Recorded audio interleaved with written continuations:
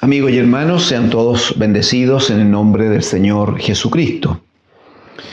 Quiero invitarle a que compartamos la lectura de la palabra del Señor. Filipenses capítulo 1. Filipenses capítulo 1, hermanos. Vamos a leer desde el versículo 18 hasta el versículo 24. Amén. Desde el 18 al 24. Leo en el nombre del Señor Jesucristo. ¿Qué pues? Pregunta el apóstol. Que no obstante, de todas maneras, o por pretexto o por verdad, Cristo es anunciado. Y en esto me gozo y me gozaré aún. Porque sé que por vuestra oración y la suministración del Espíritu de Jesucristo, esto resultará en mi liberación, conforme a mi anhelo y esperanza de que en nada seré avergonzado. Antes bien, con toda confianza, como siempre, ahora también será magnificado Cristo en mi cuerpo, o por vida o por muerte. Porque para mí el vivir es Cristo y el morir es ganancia. Mas si el vivir en la carne resulta para mí en beneficio de la obra, no sé entonces qué escoger. Porque de ambas cosas estoy puesto en estrecho, teniendo deseo de partir y estar con Cristo, lo cual es muchísimo mejor. Aleluya. Pero quedar en la carne es más necesario por causa de vosotros. Amén. Amén al Señor. Gracias al Señor.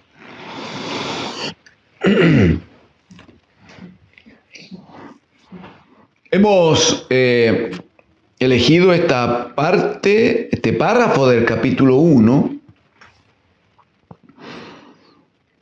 Creemos bajo la acción del Espíritu Santo, porque hay aquí dos o tres cosas que deberíamos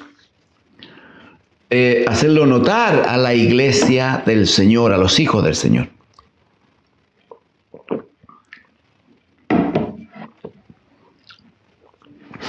Creo recordar que en alguna sesión anterior ya se ha hecho notar que la carta a los filipenses se le llama la epístola del gozo, cosa que a medida que avanza Pablo va confirmando claramente, ¿no?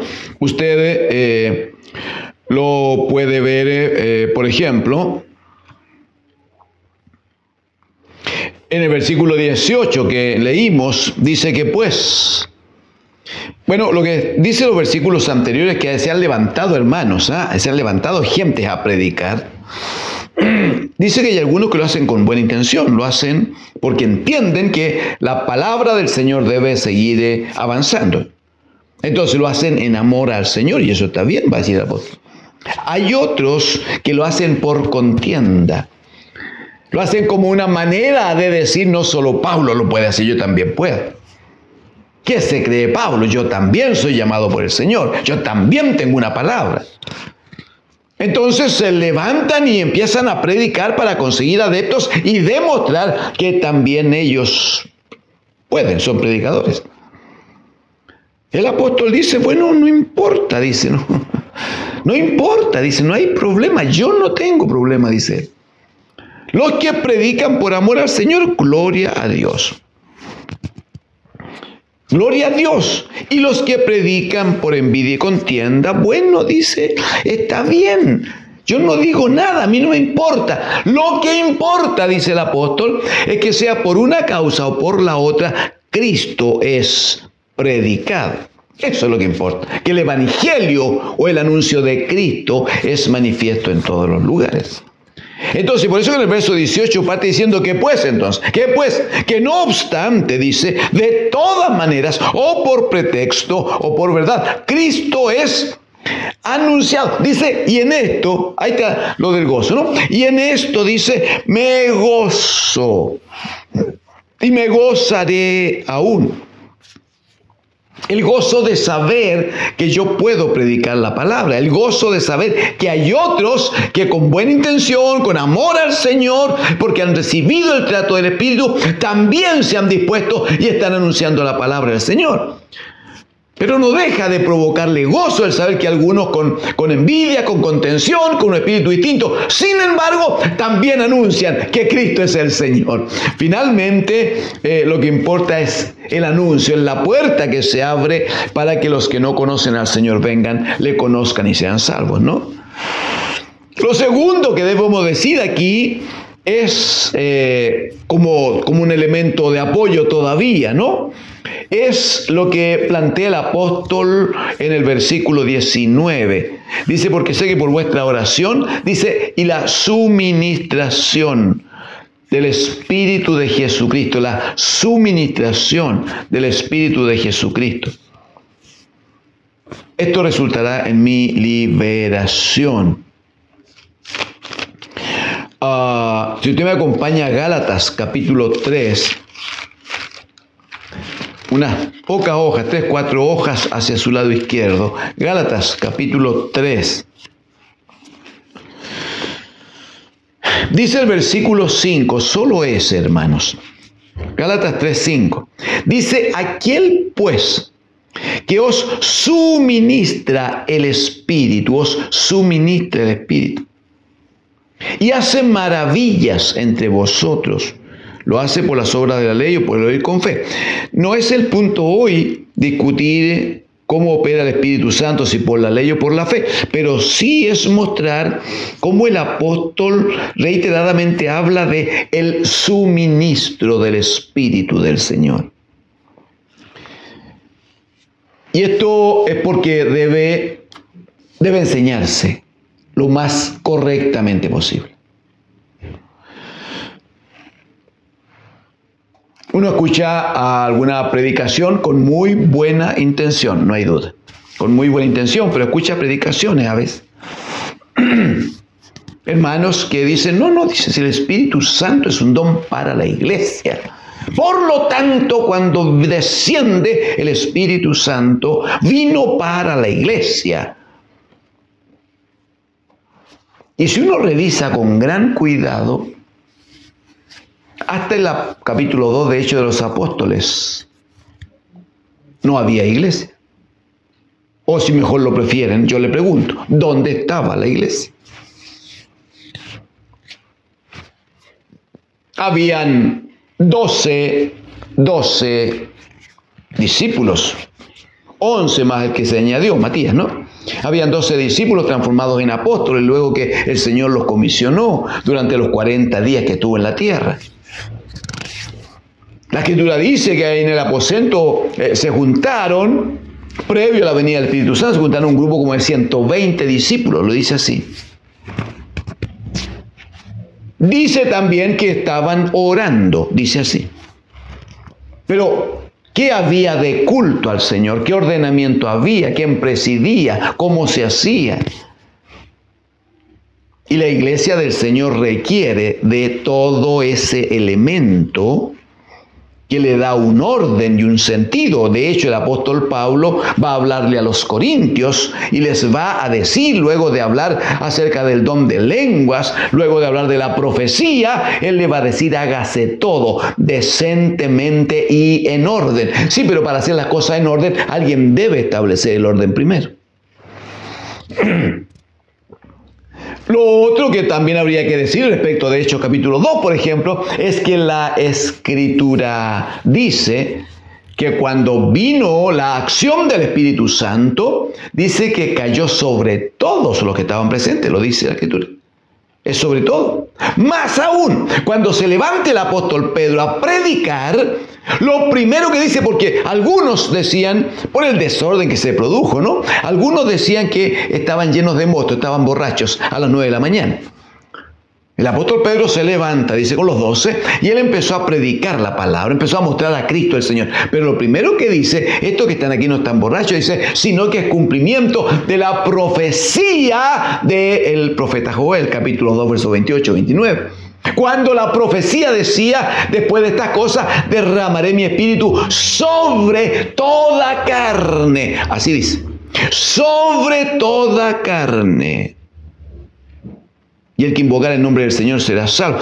Y ahí entonces se establece una verdad que quisiéramos compartir, aunque sea tan brevemente como ahora. Y si necesita más información, con gusto podemos compartirla. Cuando uno dice, Hechos capítulo 2, que por la profecía de aquel profeta, el Espíritu Santo iba a venir sobre toda carne, primero es porque antes solo algunos hombres eran visitados por el Espíritu Santo del Señor. Ante actuaciones especiales, ante una palabra profética especial, ante un milagro en especial. Eran, dice la Escritura, llenos, o dice expresamente, vino sobre él el Espíritu de Dios. Pero la profecía de Joel es que el Señor iba a derramar su Espíritu sobre toda carne. Y esa toda carne no limita, ni geográficamente, ni por nacionalidad, ni por ninguna condición humana. Es sobre toda carne. Y Pablo lo explica hermosamente aquí en Gálatas y en Filipenses, donde estamos brevemente trabajando. Dice Pablo, habla de el suministro del Espíritu Santo.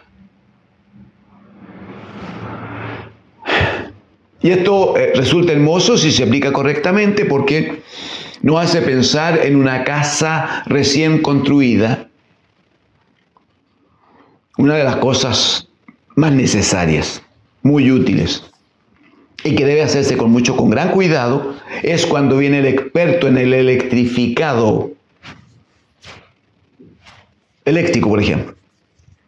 Cuando tienen que establecer las redes, toda la cablería, ¿no?, que une a un extremo de la casa con el otro, y aquello a su vez con los interruptores, y estos con las ampolletas, y aquel con el portón de salida, y el otro con una camarita, y todo tiene que funcionar perfectamente.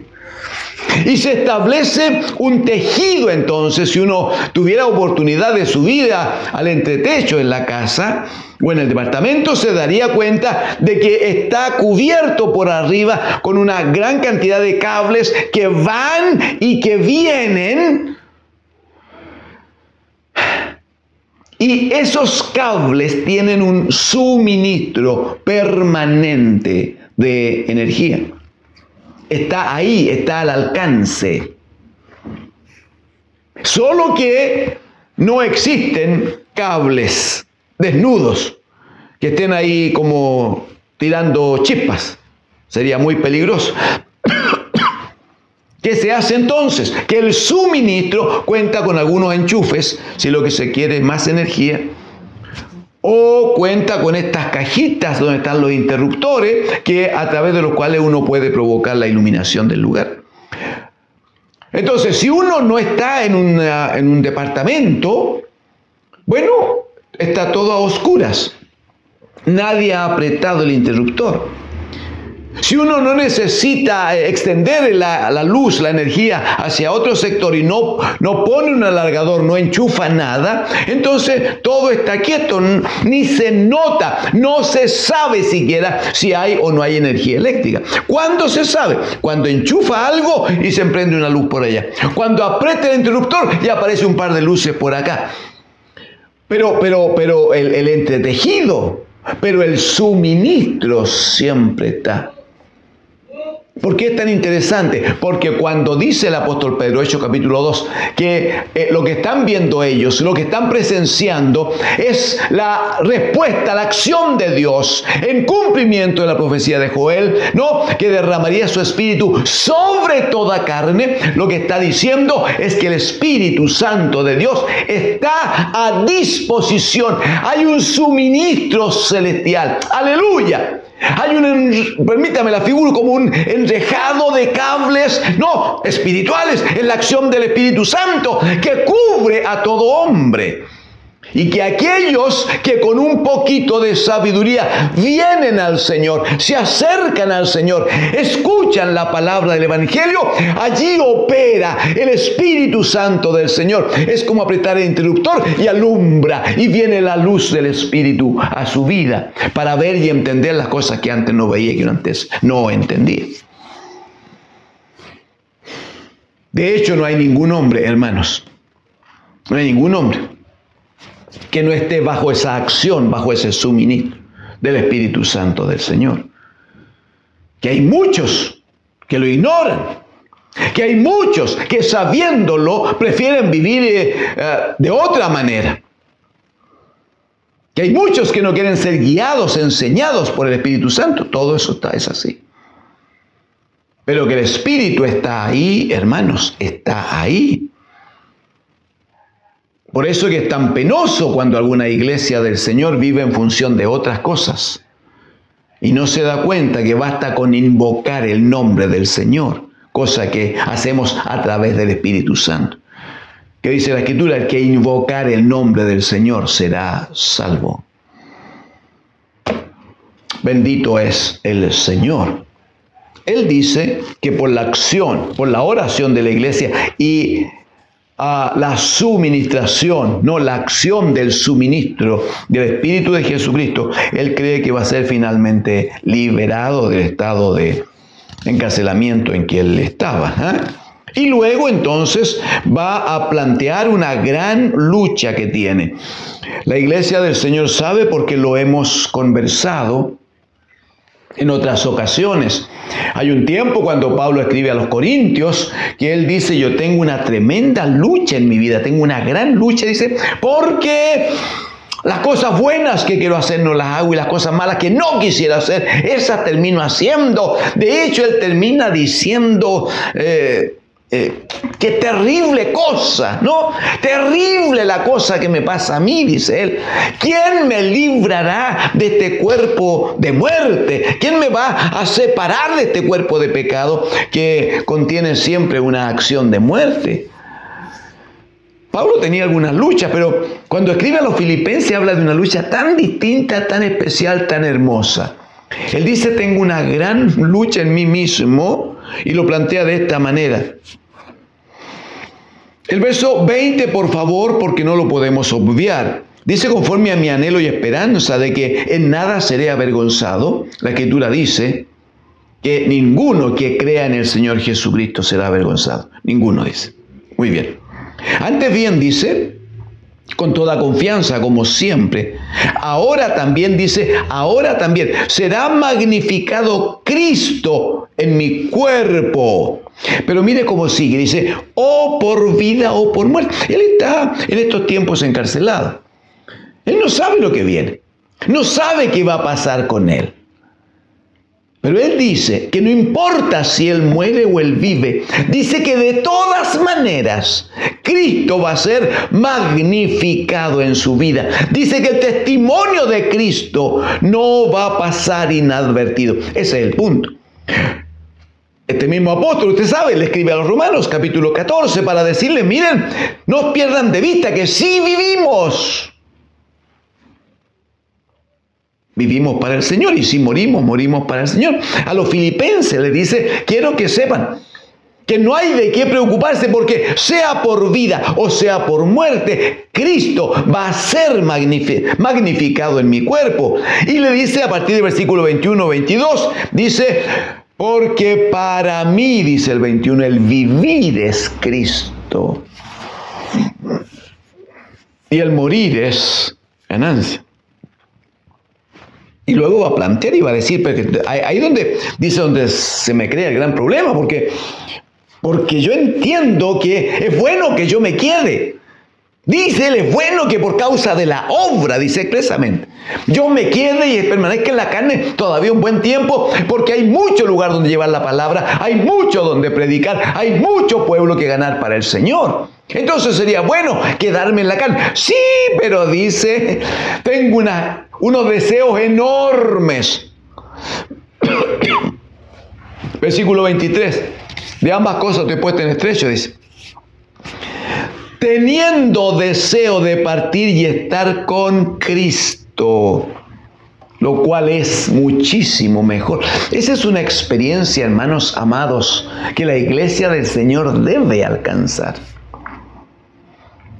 Es muy penoso encontrarse en lugares y con hermanos, hermanitas amadas, que cuando se trata el tema de la muerte, o incluso cuando se está en presencia de un acto de despedida de algún familiar que ha muerto, se manifiesta aún dentro de la iglesia, aún dentro de la casa del Señor. Hermanos y hermanas que llevan tiempo, se manifiesta un estado de desesperanza, un estado de oscuridad, lamentándose, quejándose, ¿por qué ocurrió de esta manera? ¿Por qué pasó esto? No es posible, etcétera, etcétera. En otros casos, que alguien se proyecte acerca de la posibilidad de morir, surge ahí como una cosa tan terrible, ¿eh? Hermanos amados, bueno sería entender lo que Pablo está diciendo. No solo aquí, ya citamos capítulo 14 de Romanos. Tenemos el capítulo 15 de Primera de Corintios, cuando habla de la resurrección de Cristo de entre los muertos y dice que Él es primicia de todos los que hemos creído en Él. A Primera de Tesalonicenses, capítulo 4, versículo 13 en adelante, habla y dice que los que hayan muerto en Cristo, ellos son los primeros en resucitar para reencontrarnos con el Señor, etcétera, etcétera.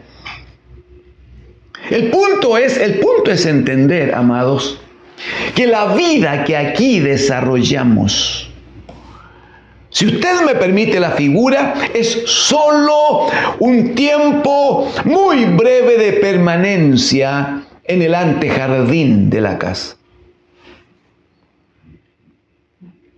¿Cuál es la figura? Estar dentro de la casa siempre es bueno, gloria a Dios, es verdad.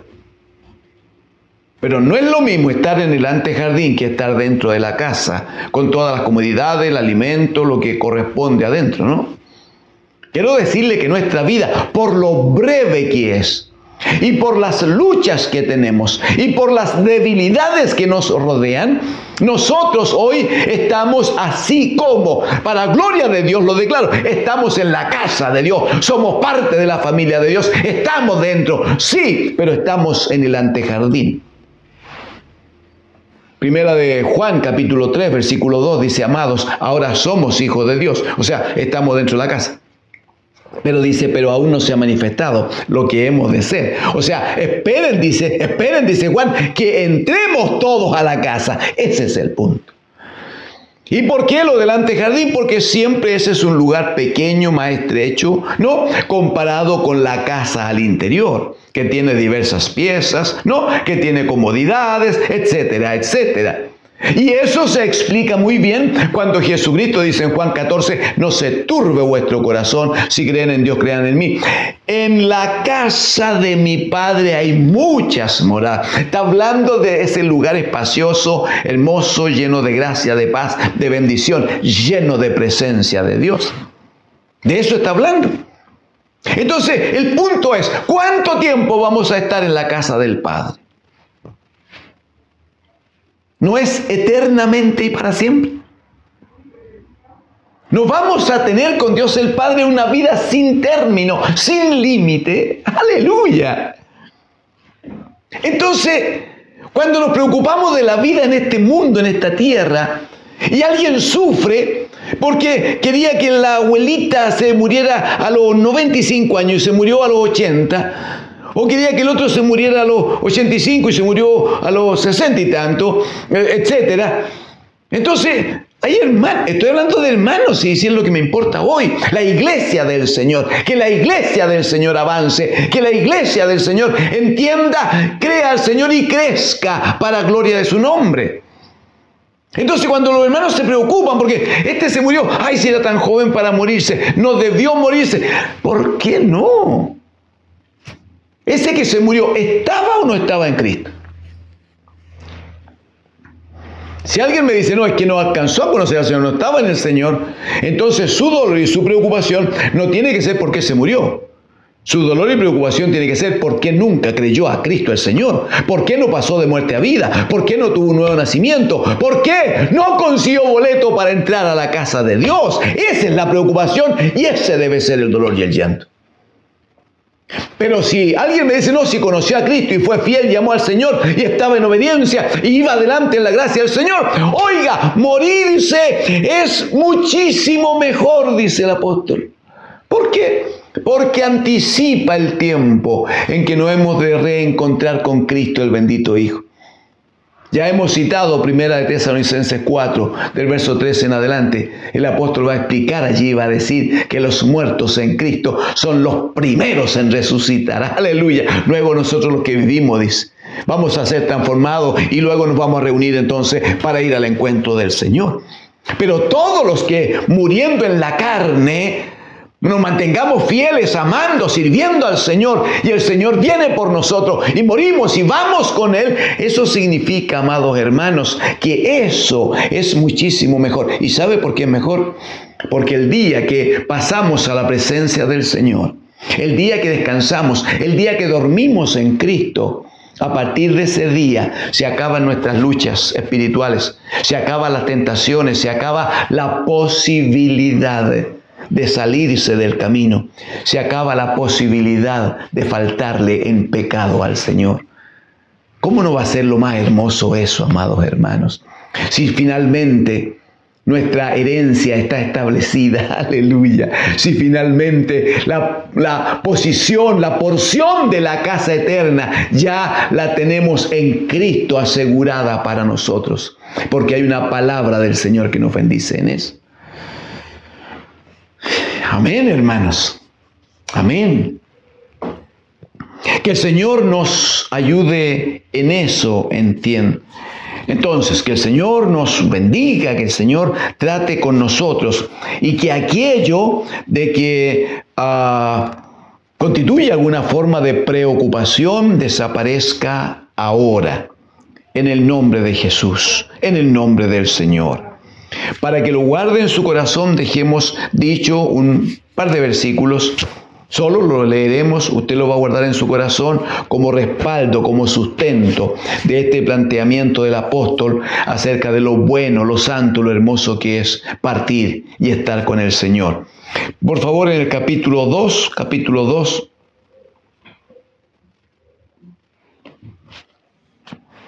versículos 12 y 13. Leemos y cerramos. Dice el 12, por tanto, amados míos, como siempre habéis obedecido, no como en mi presencia solamente, sino más ahora en mi ausencia. Por favor, esto es lo fundamental, eso es lo importante.